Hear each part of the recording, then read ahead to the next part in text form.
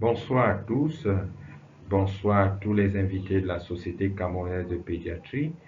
Le sujet aujourd'hui qui nous choisit de présenter, c'est sur les mécanismes de l'antibiorésistance et surtout comment inverser la tendance chez l'enfant. Chers amis, chers collaborateurs, le plan de la présentation est celui qui figure. L'antibiorésistance, qu'est-ce que c'est? Comment arrivent ces résistances bactériennes? Quels sont les facteurs favorisant la diffusion de ces bactéries résistantes? Comment inverser la tendance? Et nous finirons par une conclusion. La pression de sélection des antibiotiques a conduit à l'émergence des bactéries résistantes aux antimicrobiens. L'antibiotique agit sur la bactérie indépendamment de l'agent responsable de la maladie. Il peut s'agir de la flore normale de l'humain, entraînant ainsi l'émergence des mutants résistants cohabitant dans le même environnement.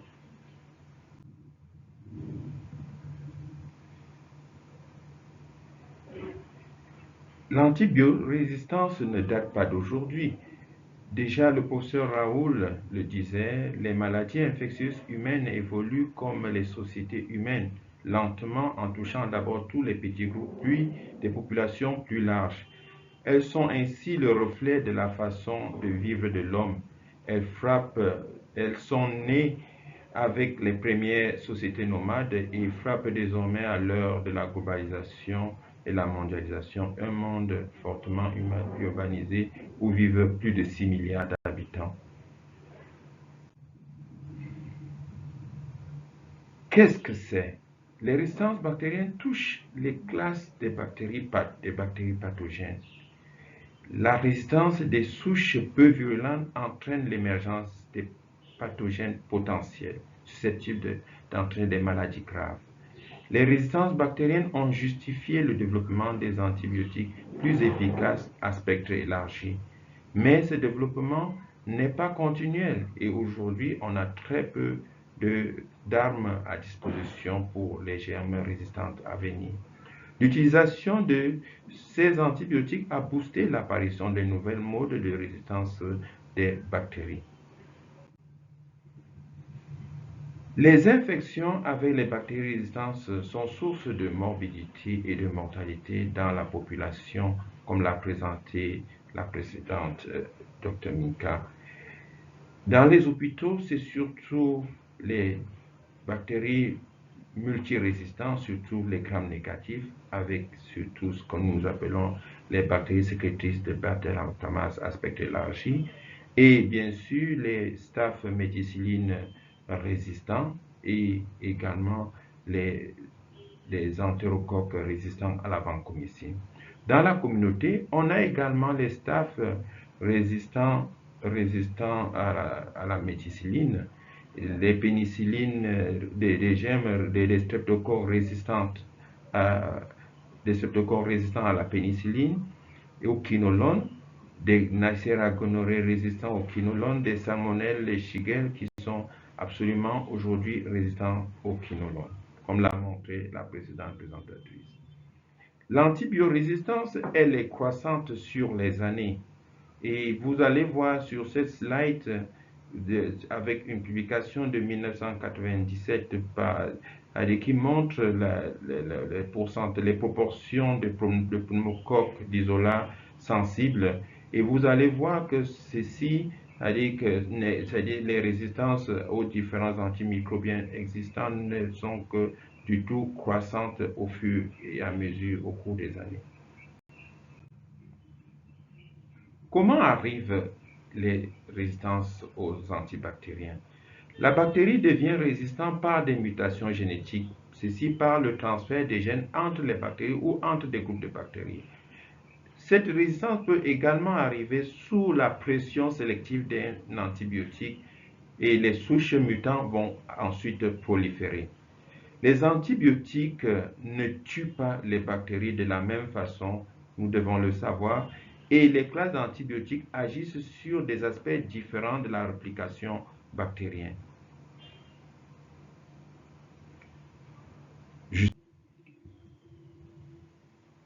Les mécanismes de l'antibiorésistance.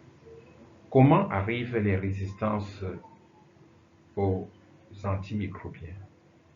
Pour le savoir, il faudrait déjà bien connaître les mécanismes d'action des antibiotiques. Les antibiotiques agissent à plusieurs niveaux au niveau de la bactérie. En premier, ils peuvent agir en inhibant la synthèse de la paroi.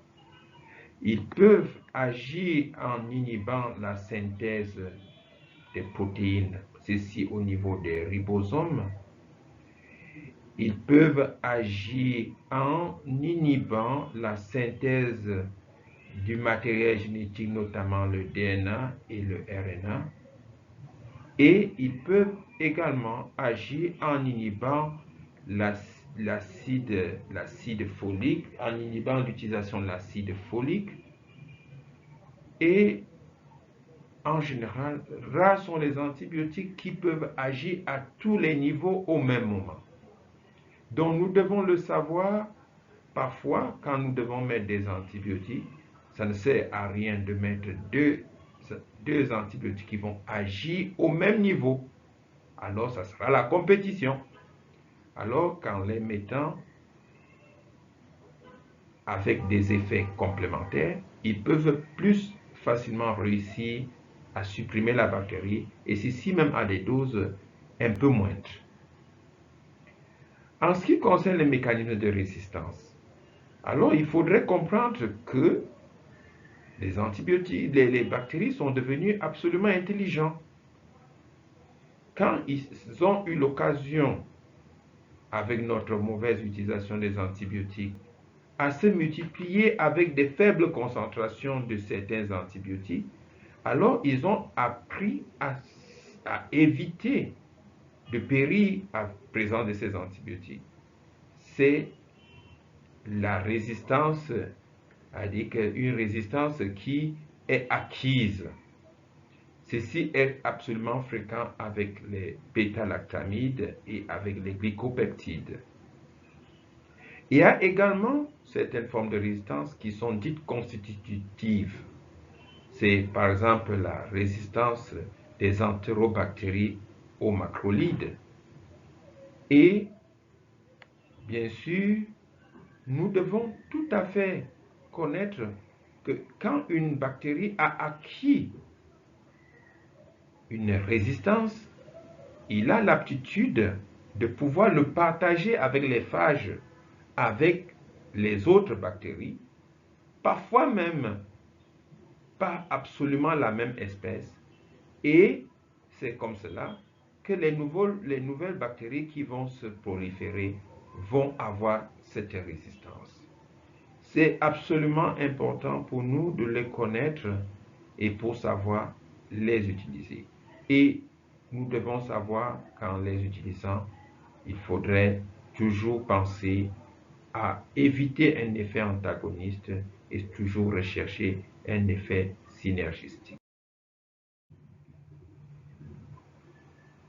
Quelles sont les pratiques qui vont favoriser absolument la diffusion de ces résistances aux antimicrobiens?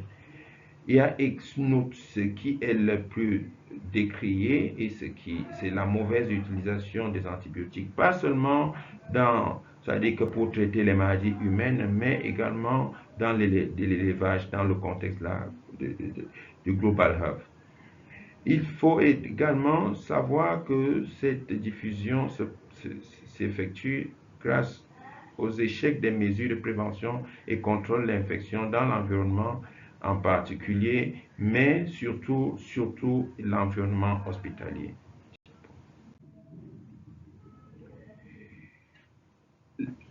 Quelles sont les pratiques contribuant à la mauvaise utilisation des antibiotiques? Bien sûr, c'est le mauvais examen clinique, l'absence de choix et ou de la collection inappropriée de spécimens pour le laboratoire avant l'introduction d'une antibiothérapie, la mauvaise conservation du spécimen ou des mauvaises techniques de laboratoire inappropriées qui vont permettre de générer des résultats qui ne sont pas probants, c'est-à-dire par rapport au changement de l'antibiothérapie présomptive et la mauvaise utilisation en clinique des résultats de laboratoire. L'utilisation des antibiotiques sans indication clinique, comme ça se passe en automédication et dans des antibiotiques qu'on retrouve dans la rue. L'utilisation des antibiotiques à large spectre sans indication, parfois juste pour une infection des voies respiratoires d'origine virale. L'antibiotique présomptif inapproprié qui ne cible aucune bactérie, qui n'a aucune parie, ou qui n'est pas du tout adapté après même le résultat de la culture.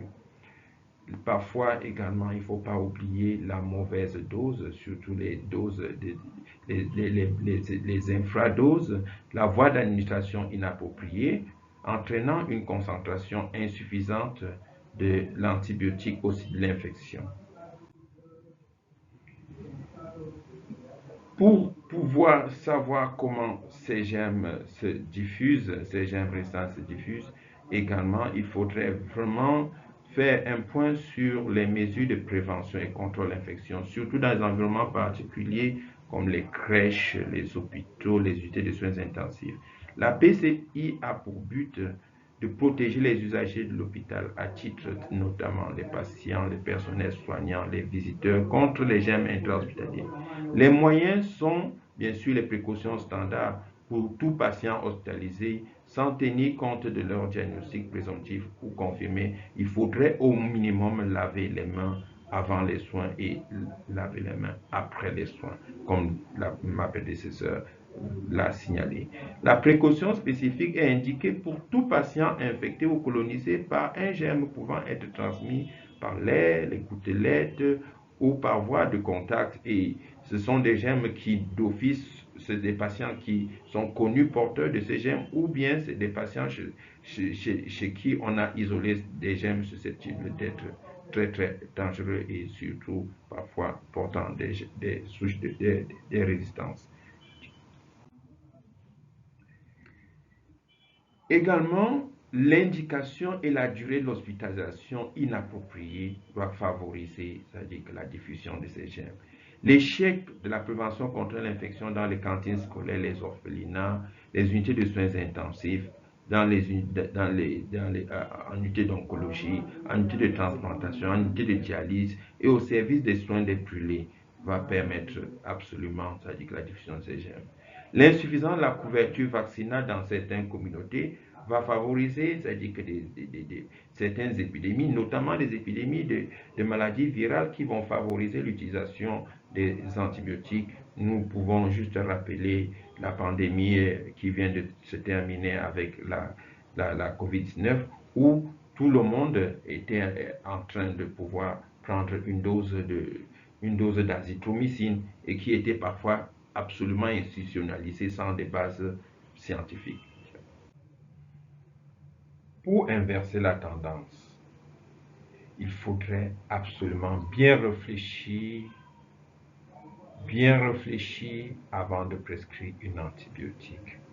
Il est question de nuire aux micro-organismes pathogènes sans affecter l'hôte, sans détruire la flore de l'hôte, sans perturber complètement la flore de l'hôte. Et comment le faire? Choisir le bon antibiotique, assurer une concentration efficace au site de l'infection. Et pour cela, je devrais vous faire parcourir un certain nombre de diapos par la suite, juste pour vous indiquer comment utiliser rationnellement les antimicrobiens ou encore les antibiotiques. Le choix d'un antimicrobien doit être basé sur le pari du germe ou des germes considérés. On doit considérer la pharmacocinétique, la pharmacodynamique, l'acceptabilité, l'acceptation de cet antibiotique, son efficacité, notamment comme nous sommes en pédiatrie, il faudrait, si c'est par voie orale, considérer le goût pour voir si le patient va accepter et voire même tolérer. Également, dans notre contexte, il faudrait considérer, mettre un point d'honneur sur le prix. le choix d'un antimicrobien, le pathogène, juste pour vous rappeler que l'aspergillose, c'est-à-dire le champignon, ne devra jamais être traité comme par exemple une levure comme le Candida albicans. Il faudrait savoir qu'on ne traite pas une bactérie comme on traite un champignon. Ce n'est pas le même antibiotique, ce n'est pas absolument la même chose, Diapo. Le streptocoque n'est pas le virus. Le salmonelle n'est pas le streptocoque. Le virus influenzé n'est pas le virus de l'herpès. Absolument, à chacun de ces pathogènes, il faudrait un traitement particulier et en fonction de telle pathologie, nous devons savoir établir le pari antimicrobien en considérant les germes en termes de proportions retrouvées dans cette pathologie. Dans l'utilisation rationnelle d'un antimicrobien, toujours se rappeler des mécanismes d'action des antibiotiques. Ils n'agissent pas au même niveau sur la bactérie. Il y a un groupe, et l'un des groupes que nous utilisons le plus, qui bloque la synthèse de la paroi bactérienne, qui inhibe la synthèse de la paroi bactérienne. Il y a un autre groupe qui bloque la synthèse ou inhibe la synthèse protéique au niveau des ribosomes.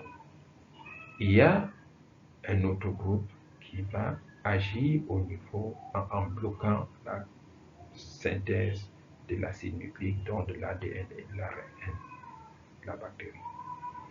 Et le dernier groupe va agir en perméabilisant la paroi bactérienne et permettre que la bactérie soit tuée par plasmolyse. Vous devez absolument savoir ces groupes d'antibiotiques pour pouvoir savoir faire ce que nous appelons des associations synergistiques. Habituellement, on pourra associer un antibiotique qui bloque la synthèse bactérienne avec un autre qui va inhiber la synthèse protéique. Ou bien, parfois, un autre qui va bloquer la synthèse de l'acide nucléique. Ceci dans le but de ne pas créer une compétition, mais surtout avoir un effet synergistique. Le spectre des antibactériennes.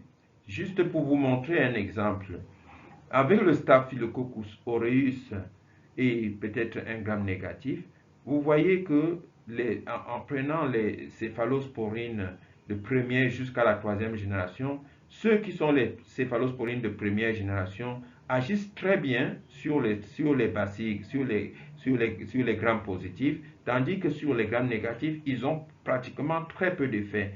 Et quand on regarde les céphalosporines de troisième génération, absolument, c'est-à-dire que c'est l'inverse. Ils sont beaucoup plus actifs sur les grammes négatifs et moins actifs sur les grammes positifs. Tandis que quand on va sur les céphalosporines de quatrième génération, en général, c'est vraiment le broad spectrum, c'est-à-dire ça va couvrir à la fois tous les grammes positifs que les grammes négatifs. Et ce n'est pas absolument parce que ça agit sur tous ces groupes de bactéries qu'il faudrait choisir en premier pour traiter une infection. Il faudrait toujours se faire le pari, est-ce que je serai en présence d'un gramme positif, est-ce que je serai en présence d'un gramme négatif pour pouvoir opérer le meilleur choix. Exactement, ici, c'est pour vous montrer pourquoi on est soit habitué à mettre un antibiotique qui va agir sur la paroi, bloquer la synthèse de la paroi, la rendre perméable pour que, par exemple, la bactérie meure par plasmolyse, et ou pourquoi on le met avec un aminoglycoside ou bien avec un aminoglycoside ou bien avec un macrolide ou un linkosaminé, c'est pour avoir la synergie pendant que les bêta-lactamides vont détruire la paroi, les aminoglycosides vont bloquer la synthèse protéique. C'est un exemple très patent de la synergie qu'on devrait pouvoir rechercher en prescrivant 2 antibiotiques au même moment.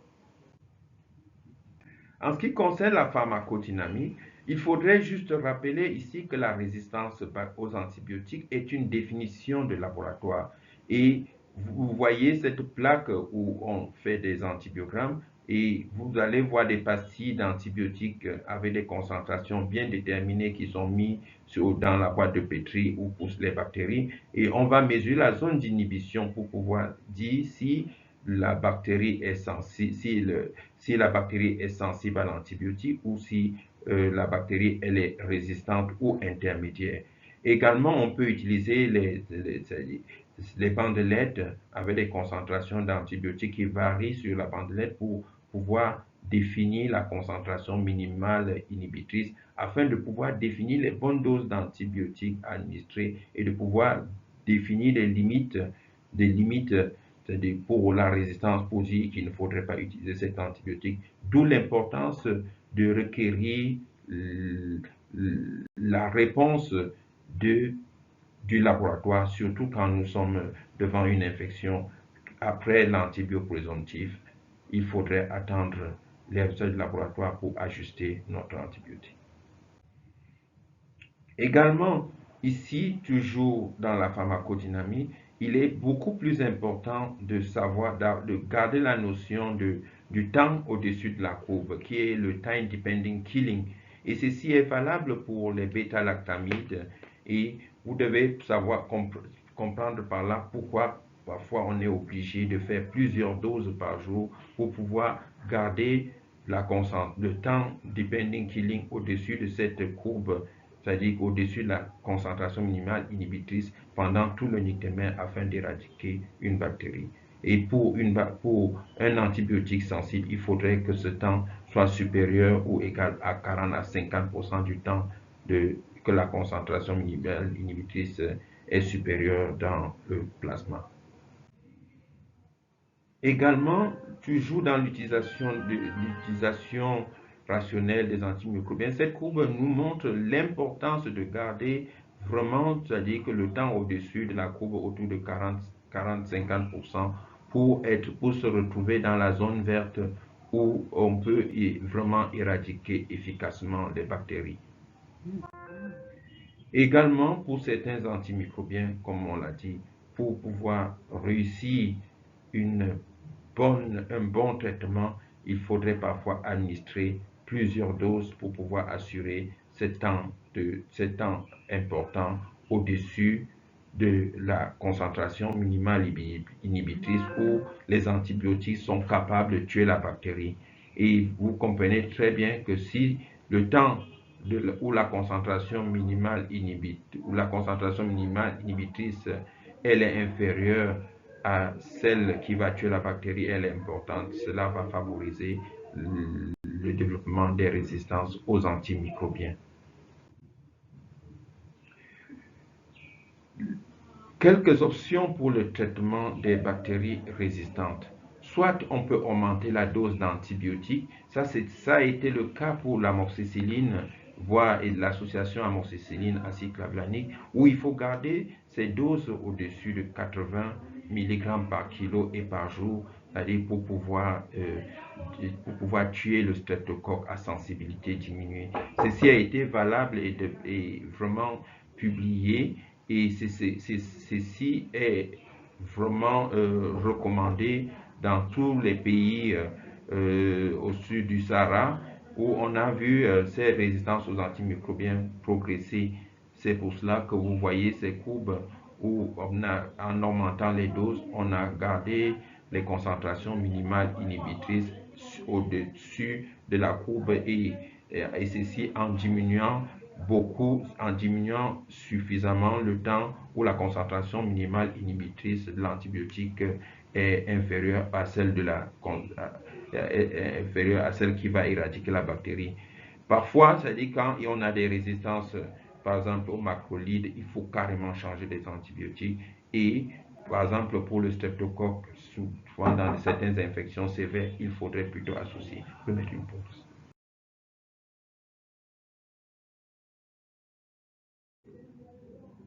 Donc, Pour lutter contre la sélection des bactéries résistantes, il faut bien réfléchir à la nécessité du traitement antibiotique. Pas d'antibiotiques quand on suspecte une infection virale. Pas d'antibiotiques sans prélèvement préalable, surtout pour les infections sévères, afin de pouvoir diminuer le spectre de l'antibio, c'est-à-dire que de l'antibiorésistance. Il faudrait savoir qu'au bout de 5 jours, vous devriez être capable de retirer 1 ou 2 antibiotiques, c'est-à-dire que sur l'antibiotique présomptif que vous avez introduit au début, parce qu'il s'agissait d'une infection sévère. Vous devez être capable de pouvoir arrêter si les résultats du laboratoire, c'est-à-dire que vous reviennent négatifs et que vous pensez que très probablement c'était un sepsis-like dû à un virus ou dû à un parasite. Il faut choisir le bon antibiotique. Choisir le bon antibiotique, c'est faire le bon pari antibiotique. Il s'agit de quel pathogène que je cible, il s'agit de combien de pathogènes, est-ce qu'ils ont une similitude et est-ce que l'antibiotique que j'introduis est synergistique.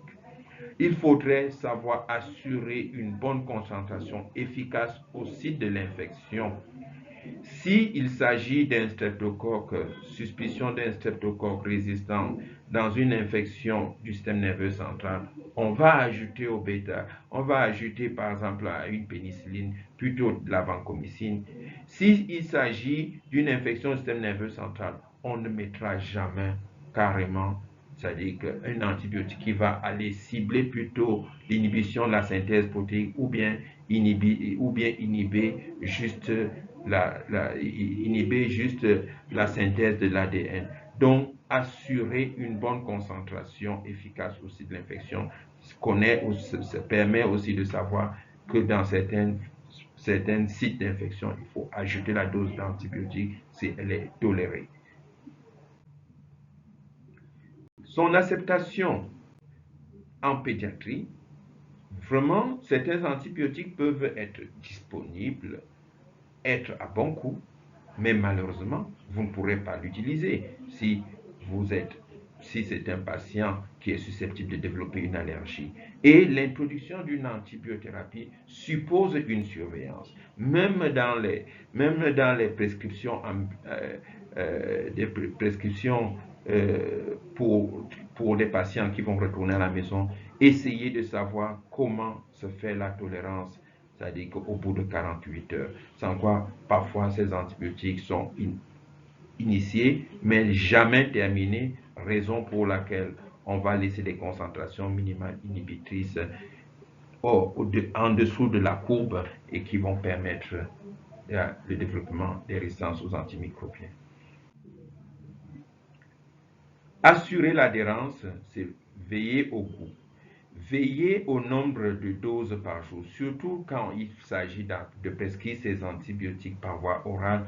Sachez que quand c'est une dose, l'observance, elle est beaucoup plus importante. Nous avons vu cela avec la prescription de l'azithromycine. Mais quand la prescription voudrait qu'on donne jusqu'à 4 doses par jour, surtout pour un antimicrobien par voie orale, sachez que l'observance ne sera pas guère bonne. C'est ce qui est montré dans cette étude dont je vous ai montré sous forme de diagramme. Également, pour inverser la tendance des résistances aux antimicrobiens, il faudrait agir également au niveau de ceux qui prescrivent.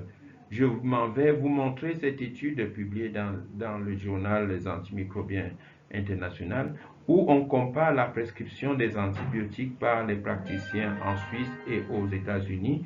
Et quand vous regardez bien, c'est-à-dire que le nombre de prescripteurs n'est pas trop différent, mais sachez que plusieurs pédiatres disent avoir été plusieurs fois sollicités pour prescrire un antibiotique quand il ne fallait pas, surtout par les parents.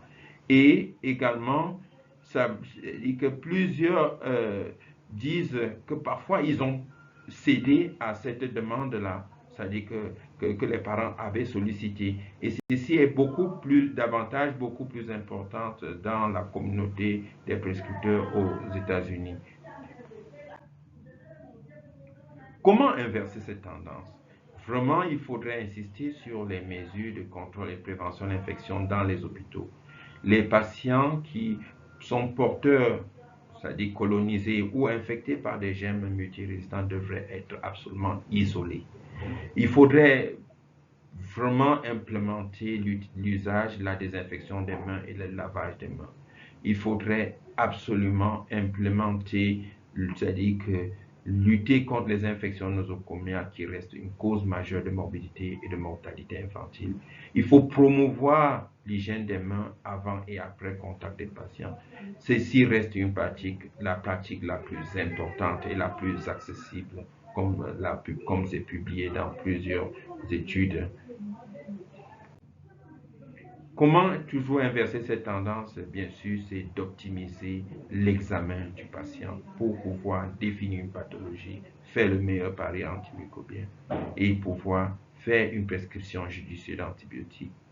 Et pourquoi pas, il faudrait vraiment que nous soyons tous ceux qui vont encourager dans notre contrée, dans notre contexte, l'immunisation des enfants afin de diminuer la morbidité due aux infections qui sont protégées par la vaccination.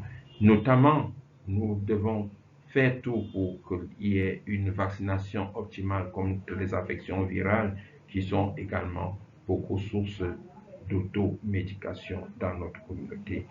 Également, il faudrait, bien sûr, dans le contexte du Global Health, voir comment on peut utiliser moins d'antibiotiques dans les élevages.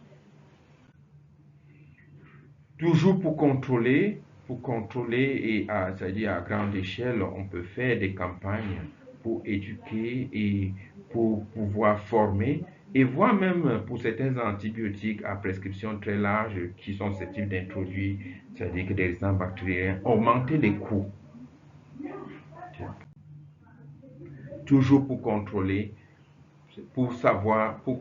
c'est parce qu'on sait que en contrôlant, on peut inverser la courbe. Si vous regardez ici cette courbe, vous allez constater qu'après une campagne où on avait constaté les résistances à l'érythromycine dans une communauté, en diminuant la prescription, en diminuant la disponibilité de l'érythromycine dans les commerces, alors on a pu inverser la courbe, c'est-à-dire que des résistances du streptocoque à l'érythromycine. Pour conclure, disons que la bonne utilisation de l'antibiotique est impérative pour diminuer les coûts et améliorer la qualité des soins. Un effort ou bien des efforts concertés des médecins et des pharmaciens sont nécessaires. Une bonne connaissance des maladies et des médicaments sont absolument nécessaires. Le choix doit être réfléchi, toujours penser à la pharmacocinétique, à la pharmacodynamique, à la tolérance et au coût total du traitement.